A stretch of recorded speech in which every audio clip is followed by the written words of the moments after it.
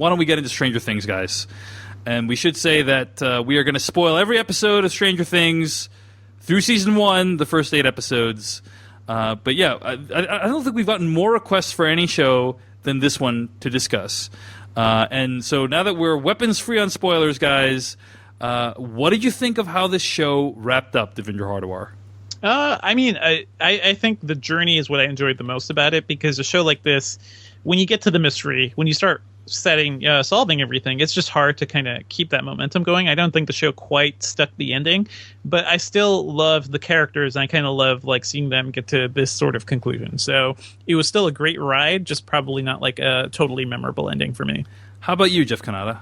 Yeah, when I brought it up, I think last episode, and you guys hadn't quite finished yet, that's my only criticism. I really liked this show, and I completely agree with Devindra that the journey was really great and well worth it. So fun, so much to like. Mm-hmm. I just didn't think they stuck the landing. And that, to me, is what prevented it from feeling like a home run. And the fact that I binged it over 2 days speaks to how much I liked it, but it also speaks to, like, I was driven to get to that ending. Mm-hmm. I wanted to find out. And I was a little disappointed with the way that things wrapped up. But I will say I had this thought, and I wonder if you guys agree with me. You remember when Lost was like the biggest show in the world, and there were like 4 or 5 or maybe more, like half a dozen new shows that came out when Lost was at its peak, and they were all sort of trying to do what Lost was doing. They all were like big mystery shows, big crazy event, like Flash happened. Forward or something like that. Yeah, there was the one about the end of the world, and there was the one with the people at the place, and they're seeing the thing. There's like 6 of those. I would love a site like Slash Film to do some investigative journalism and to like find out what the end game of all those shows that got quickly canceled was. Like, what were the secrets of all those shows? Wouldn't that make you don't want to know, Jeff? Wouldn't that make for a great article of like, what was the thing? This show that like lasted 5 episodes, or this one that like was gone after 1 season. They all probably had a plan of like, what was the big reveal? I would love for that. That would be an amazing. That would be an amazing article. So I want to talk a little bit more about what you guys didn't like about the ending, because I thought the ending was one of the better elements, but I've been hearing a lot that people just did not like that ending. So I'm kind of curious what you thought about it. I'll talk briefly about what I really liked about the show. Firstly, the show balances a number of different plot lines and a number of different tones really well. I think in an interview they had said that the parents are in a Stephen King movie, the kids are in a Steven Spielberg movie, the teens are in a John Carpenter film. Yes, and sure. That is feels like a very accurate description of what's happening here, and that takes freaking skill to balance those things out and to make them feel distinct and to make them feel interesting and to care about each one of those characters. But I did feel like I wasn't watching one thing. I felt like I was watching 3 things. Yeah, so that's really 2 things. On the flip side, that's kind of one of the downsides of that. I think the show is absolutely gorgeous and, just amazing to look at. Every aspect of it, the production design, the casting is perfect. The performances are overall great, and I'll talk a little bit about that. But I was also driven to get to the end. I really wanted to find out how this all wrapped up, and if I didn't have that desire, I wouldn't have made it to the end. Now, that being said, I did find several things to be pretty problematic about this series. One of them is Winona Ryder. I thought that she it's like hearing a piano play the same note for 8 hours. She is an incredibly talented actor. Yeah. But I almost stopped watching because of that character because it's the range of that character is so limited. She starts at 11, basically. She starts at 11. Exactly. Yeah. That's exactly right. And we get maybe 2 to 3 glimpses of what she's like before she lost her son. And if that's the problem, like we don't get to see what the range is, right? If they could have ramped that up better. They could have ramped it up, and I they loved didn't. it. Yeah, I thought it was unbearable. I have to say though, yeah, as I also it. I wouldn't say I loved it, but I really like Winona Ryder as an actress, and I think I enjoyed watching her in that role too. And it gets more compelling too, like as the mystery goes on, and like the stakes, like at the point where she thinks she's going crazy because she's the only one who can communicate with her son in this other parallel universe or whatever. That's where it starts to really work for me, and then I start to really sympathize with her because, of course, everyone thinks she's crazy. But she knows, and I think we as the audience kind of know a little more to trust what she's seeing. I start to really feel for her because, yeah, she's somebody who's just kind of broken in a way, and she's, I don't know, the point where, I guess we're talking about open spoilers here too. It's all spoilers. And everything. The point where like they find the kid's body, that's insane. That's insanely rough, and like just her dealing with that and her not accepting it.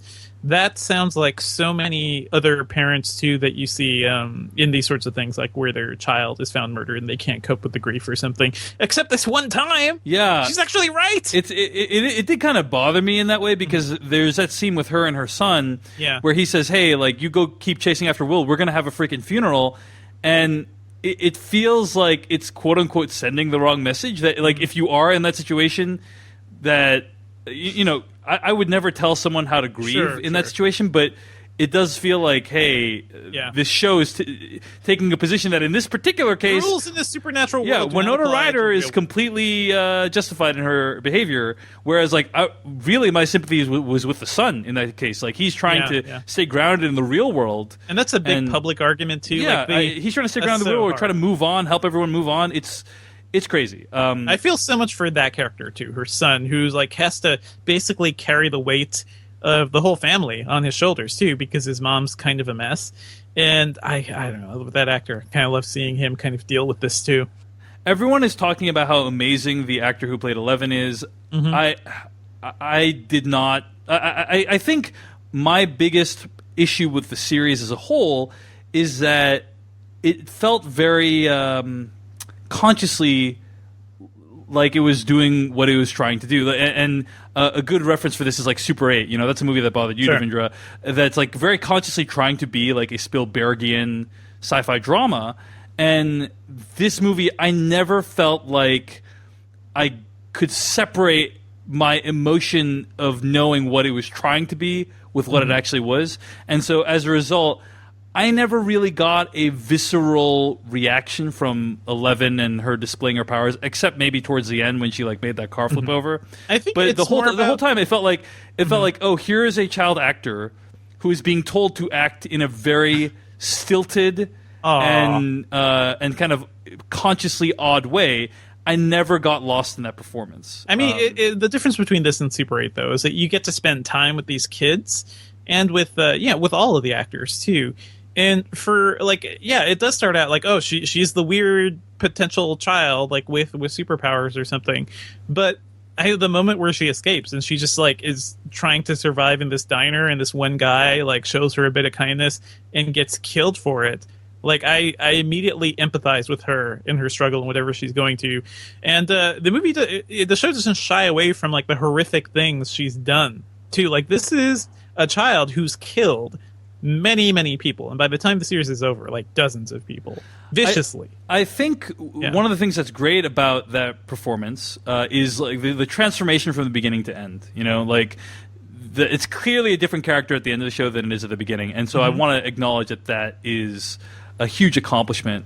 But at the same time, it felt like, oh, here's a character who can talk when the plot demands it, and it's very inconsistent as to like, oh, sometimes she just doesn't respond, maybe because she's scared, and but now we need her to give this crucial information, so now she's talking.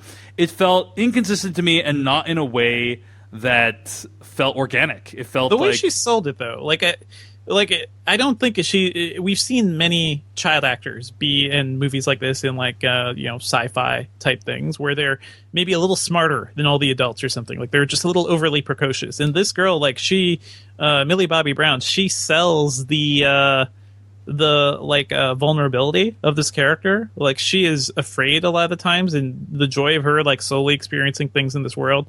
I just feel like she sold like what she was trying to do. Her love of waffles. I started to love the fact that was kind of cool. That it's cool that each of the kids gets kind of their own character and their own characteristics, and they get to kind of play that out over time. And the interactions between the kids felt very spot on to me. Those are the only two performances that I really didn't care for. 11 and also the Winona Ryder character. I thought every other performance in the show was amazing, and right down to Barb, who plays the unfortunate friend. Barb is great. Like all the way to the 3 to 4 kids. You only really see 3 of them, and David Harbour, a character actor who's finally getting his due. He's in Suicide Squad as well. But he's been in kind of little bit roles, usually playing a very unsavory person. You know his face. Yeah, but he's awesome in this show, and probably my favorite element of the whole series. So, guys, let's talk about the ending. What did you not like about it? Because I was very moved by it, when Will comes back and he's in the hospital bed, and 11 kind of vaporizes the monster creature with her mind, and all that stuff. I was like, oh man, this is what this all has been building up to. I was a huge fan. Jeff Canada, what was your problem with the ending? I felt like the collision of all the different parallel tracks was, and I anticipated it. I was looking forward to it. I just didn't think it lived up to my expectations. I wanted a little more answers. I wanted to understand. I mean, it's a monster because it's a monster, right? Right. It's a scary place because it's a scary place. They're after 11 because they're after 11, right? There's no actual resolution to anything. We get what's his name, Mike, the kid that was taken. We get him back, right? And Will, I think. Is it Will? Yeah, I'm pretty sure it's Will because they say that name like 500 times. Yes. Right. It's been longer since I've seen it than you guys. Yeah. And I felt like we lived in that place. I don't know. It didn't feel satisfying. It didn't feel as I didn't get a sense of what all of that was for. Like, why was he taken? What was happening to him during that time? I just wanted more payoff. Right. Yeah, that makes sense. Devindra, you agree? I'm a little less disappointed in the ending for those reasons. I actually think I enjoy the fact that the show doesn't give us all of that information, right? You have just enough. Like, there's this government facility, they're researching all this stuff, they make a discovery of some parallel universe, and there's stuff there that they're trying to explore they don't quite know. I would have liked to know more about like what they were trying to do by recruiting these kids, which is 11 and a whole bunch of other, it sounds like a whole bunch of other kids. That's the sort of thing I want to know more about. I think the grander mythology, I like that they gave us little bits to sort of connect together. For me, it just feels a little pat at the end. Like, I feel like, yeah, of course, the entire thing leads up to 11 sacrificing herself. And of course, we find Barb just there, dead, with very little explanation or anything about what happened to her. Like, a lot of things just happen as you'd expect them. Like, yeah, they get Will, and like, oh man, he has a little bit of the other side in him or something. It's basically a lot of what I expected, and I wish it had surprised me a little more. Right, it did wrap up quite conveniently. Like, well, these awful things have happened in this town, and like, what are the consequences of that? You don't really see them. You see David Harbour get into a car. He's made some kind of deal with the government, and that's about it. And also Will is obviously a little bit changed, and of course 11 is still alive somewhere out there. That's presumably why David Harbour is leaving food there, right? Yes, we can assume. Of course. Also, she's dead, but not dead, because we that's just kind of how these things go. And I think the ultimate betrayal, though, is Nancy going with the asshole dude. Well, he's not an asshole dude anymore. Yeah, he was brave once, sure. That does that really? He went back to the house to apologize for. And he wanted to remove the nasty thing at the movie theater marquee. That he let his friends write. Yeah. Yeah. So he's learned some lessons. Yeah. I actually enjoyed the head. Like, I enjoyed the head fake. I think it's supposed to be purposefully frustrating. And Devindra, come on, where are they going to go season 2 if her and the weird kid are together this season? You know, if she doesn't have to be with anyone, like just she's an independent girl, she's a strong, independent woman. Yeah, do whatever she wants. True enough. I was really, as I said last week, I was really hoping that this was an anthology series and we were just done with this story, and then Stranger Things season 2 was a different strange thing happening. But I don't need to see these characters more. I really don't. I feel like this is a complete thought. Even though I feel like the answers weren't answered, I still feel like this was a complete thought, and I don't need more of these kids doing the same thing. I mean, I hope a season 2 is equally entertaining. And like I said, I probably sound a little more negative than I actually am because I really enjoyed it. I think it's really good. And all of that 80s-ness in it is so satisfying to watch and so fun. It pulls on my heart in all the right ways. But I kind of felt like, okay, we did it. These kids, they did it. They did their adventure. They don't need to have another season of adventures. It's definitely, like, I think the most perfectly paced Netflix production, right? Because a lot of them, I'm thinking of, like, Jessica Jones and stuff, like, where I love so much of it, and then, oh my god, you went on for 3 episodes longer than you should have. 100% on Jessica Jones. 8 episodes here. Feels I don't perfect. know. I felt like I could have lost 1 or 2 episodes myself, but yeah, well, maybe even that. I think 8 episodes just feels like a little bit of restraint coming from Netflix. I think before their the commandment was to actually make every show 13 episodes or something. Like, so I like that they're relaxing those rules a little. And I hear what you're saying, Jeff, that it would be nice to see them try something new. At the same time, I think all these characters are just so well constructed. I would love to see a little more with them. And anthologies are kind of like the thing du jour right now. But as we saw with like True Detective, where everyone loved the first season, and then they tried to like recreate that magic with completely new characters and stuff. You can't help but compare that second season to everything great, that you love from the first season. True. And I like these characters enough that I would like to spend more time with them. True Detective was like kind of more of like a final thing, whereas there's so much potential for stories with these kids. I did like at the very end. There's that little meta bit that they mention about, like, what about all the dangling plot lines, like the lost night and all that, and it's referring to actual plot elements in the actual series. I thought that was clever. I want to ask 2 questions. It was clever, but it a little too was much. kind of my exact criticism. Right? Yeah. I want to say, don't just mock my criticism of your show, because you know that it's a fair criticism. Like, oh yeah, we get it, but it's like, okay, you get it, but it's still doesn't make it untrue. I want to say 2 more things about the show. One is, we should point out, like, what a freaking remarkable accomplishment this is, coming from these 2 guys who I don't think prior to this, year, any of us on the Filmcast had ever heard of. Yeah.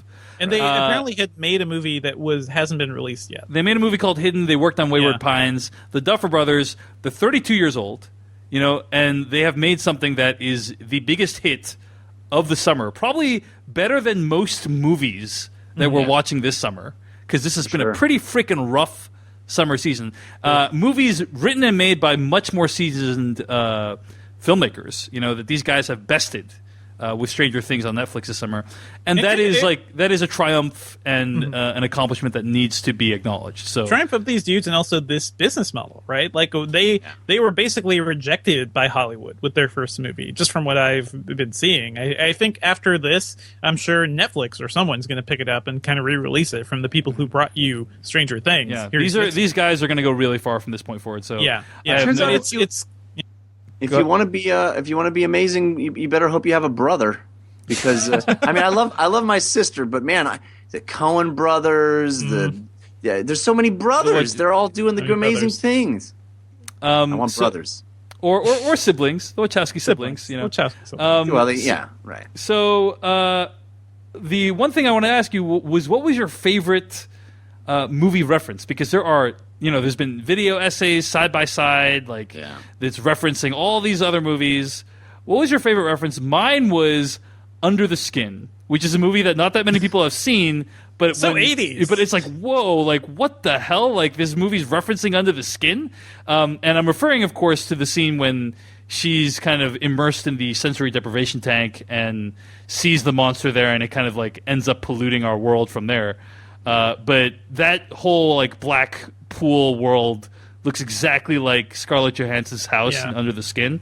Kind of taking a different time period, I guess, from all the other influences of the show. But sure. Yeah, exactly. That was kind of weird and also much more mature. But I love the ET stuff just because so much of what the 80s were to me, and because of how old I was in the 80s, and ET taps into it perfectly with its sort of suburban milieu. Is your bicycle equals freedom? Having a bicycle as a kid is, at least in the 80s. I think now it's less so because kids have cell phones and stuff, but.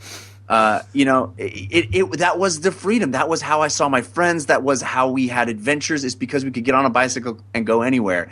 And ET was that magical thing of like, yeah, we're not only are we on a bicycle, but we can beat the cops because we're on a bicycle. The cops can't follow us, and then ET can make us fly.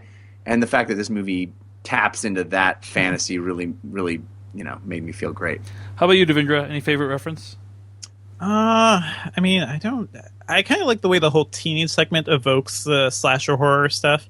And it's really interesting to see how it kind of coexists, too, with everything else. I think that's probably one of the more difficult things to balance. How do you balance slasher horror with Spielbergian wonder? Exactly. I was seeing Matt Singer, film critic, tweet about this today, about how this movie is series. I keep saying movie because it feels like a movie, but the series is supposed to be comforting because of how it evokes this nostalgia, 80s films, Stephen King, Steven Spielberg, all this stuff. But at its core, it's a horror film. It's like a horror story, and it's supposed to be scary, and it's supposed to be horrifying. And how do those things coexist with each other? And I always felt like there's this uneasy tension between those two elements that I want to be comforted by the show. I want to be, lulled into, like my childhood by the show. But I'm also really freaking scared about what's going to happen with these kids. Mm-hmm. And I don't know how the show reconciled those two things. I mean, ultimately, I think it clearly works. Mm-hmm. But it did feel like a very precarious balance that the show was trying to make. Sure. That I was very worried about whether it could, make it all the way to the end. I kind of appreciate that balance too, because I personally, I have this, worry or concern that a lot of the things I loved growing up that other people just won't pay as much attention to now, and I feel like every generation has this. But this is something at some point I could sit down with my younger cousins and maybe watch this before they're they're appropriate in age to watch it, but something that'll just kind of get their minds working in ways like having watched a lot of horror movies and Spielberg movies in the 80s. Just have that same sort of influence and that same sort of wonder and fear. That's kind of why I enjoy watching horror movies. I've been watching them since I was a kid. And I love that the show kind of balances all those elements. So now instead of saying, okay, you gotta watch all these things, and they may not be great, but check it out for the 80s, so you know what that era was like. I think the show does a good enough job of evoking all those elements where it may get more people into it too. Last question, which is, did you guys have a favorite moment from the show? Because I distinctly remember mine. It was episode 3, and I was pretty unsure as to whether I'd finish the show, just because I just could not stand the Winona Ryder character, and I was like, I don't know if I can continue. And but episode 3 was so transcendent because, firstly, there was a whole thing with the lights going on in the background while Will's mom was in the room and Will's sister was there, and she's playing with all these lights, and that moment was just wow, super cool, super crazy, where you see them shallow depth of field out of focus in the back and lighting up. Looked amazing. And then the way that episode ended with them finding Will's quote-unquote body, and Winona Ryder's kid is embracing her while these cop cars are driving rapidly towards her house with sirens on, then smash cut to black while Peter Gabriel's Heroes plays in the background. That was a transcendent moment, and that's when the show was hooked me, and I was like, okay, I'm gonna go to the end with the show because that was so good that you've earned the rest of the 4 to 5 hours that it's gonna take. And the logic of the kids in that moment too is you guys, you got to keep the party together. Because, was it that moment? Or no, we just have to go back and get him. I think that was it. Whatever unifying, big, heroic feeling that they got made me love those kids. Even though they knew they were riding into danger. I'll tell you what my favorite character is. Who? It's that dad that like feckless dad who, you know, just completely oblivious to everything. He's such a perfect character. Right, and whoever right. that actor is just knocking it out of the park for just being so dad, you know, like he Normcore, total normcore, yeah. Normcore, yeah, full on. It is. Yeah, every moment he was on screen, I was like, yeah, you just read that newspaper and be befuddled by what is going on about you. It is great. How about you, Devindra? Any favorite moments, and then we wrap it up today? I'm trying to think. I think the point where the teens, like towards the end, where they just like build up the house to try to trap the monster, in a very like Straw Dogs moment. It's like, oh, this is awesome, and then here comes the asshole, and he's a part of this fight now too. And that whole thing coming together was a lot of fun. Yeah, it's super fun, and the kid is just like, what's awesome about that scene is Steve, right, the would-be boyfriend, is in like a completely different movie. Right, he's banging on the door. He's literally in a different movie where he's trying to win this girl back. He has no idea about the freaking monster, and seeing those worlds kind of collide, I just thought was a delight. Mm-hmm. So, a lot of great things. Any closing thoughts you guys want to share about this series before we wrap it up today? I love the music. Yeah, music was great. Opening credits was great with the flickering, you know. They're going to do titles. a full score soon too, I think. So I'm looking forward to that. Any other thoughts, Devindra? I don't know. It's just really encouraged me to go back and revisit a lot of the things that influenced it too, and it makes me want to go back and read Stephen King. So that's a good thing. That's a sign of it being effective. Do you guys think that it is to the 80s sort of what Quentin Tarantino is to the 70s? That's kind of one of the things that I found a little dissatisfying is, like, I feel like Quentin Tarantino takes those old things, those tropes, those stylistic choices, those character archetypes, and makes a new thing out of them. I agree. And I never felt like this was a new thing. I agree. felt like it was a greatest hits, tape that I was listening to. Not even that. I just felt like somebody unearthed something from that time. Right. Rather than somebody taking that stuff from that time and layering something fresh on it, like Quentin Tarantino does, and that's it.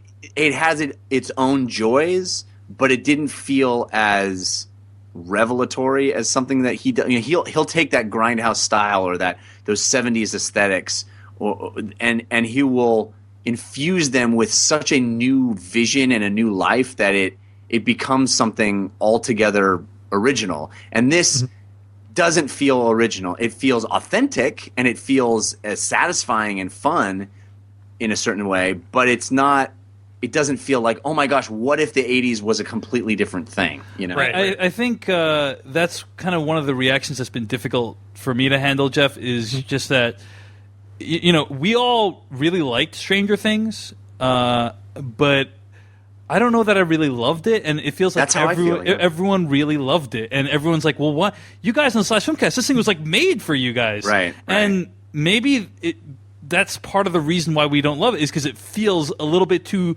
self-consciously like it was made for. Yeah, but you know what? Like, despite my feelings around the ending, I do think I love the overall experience. Sure, and I guess so. You're probably a little hotter on it than we are. Comparing it to Tarantino is very different, right? Because what he does remix, right? He's remix culture dude, and he mixes a lot of elements to create new things, like you're saying.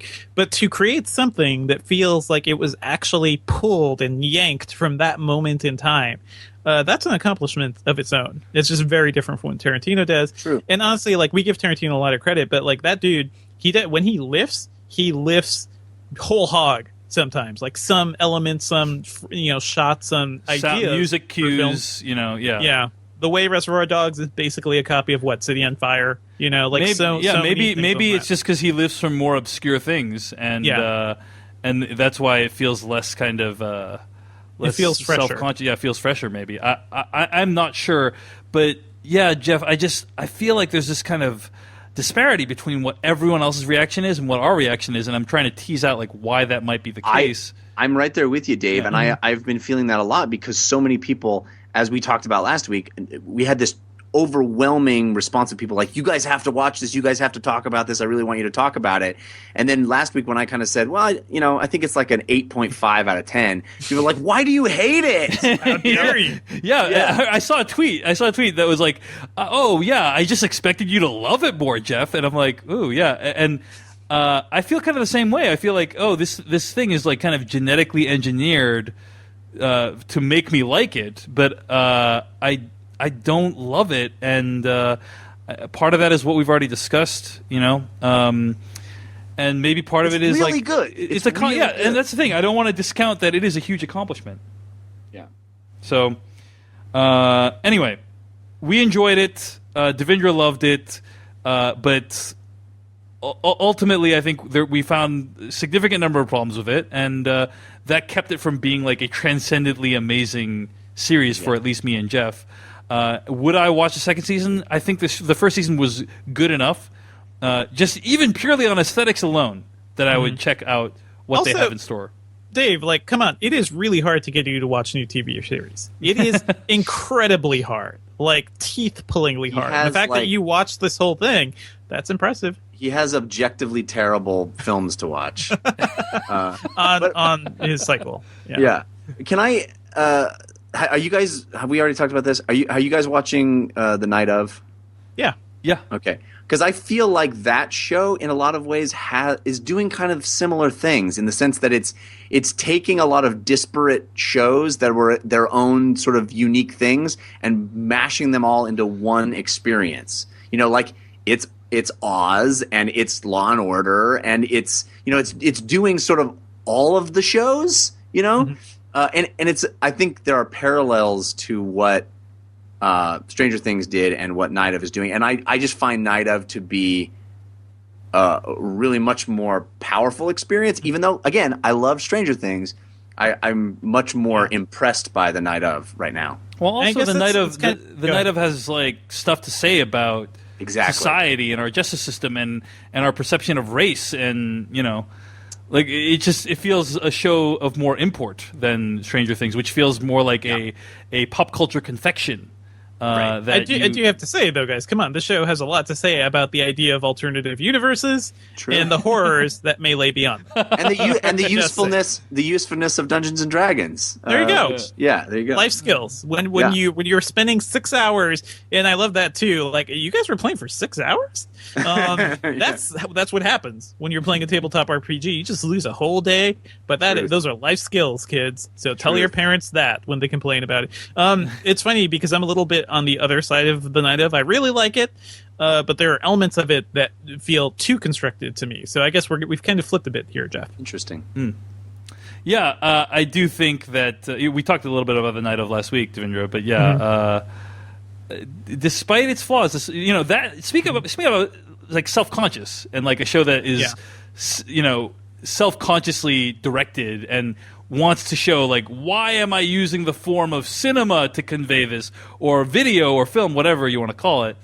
The Night of is definitely that, and feels like every shot is purposeful. It feels like they storyboarded the entire series. Yeah. And every single shot for the Night of. I'll tell you, if the feet don't end up being important, I'm going to be pissed off.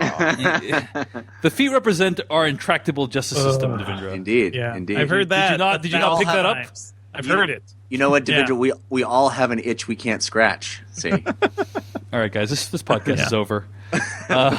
Thanks for listening to our review of Stranger Things. Hope you got something out of it, and we'll see you guys next week with Suicide Squad.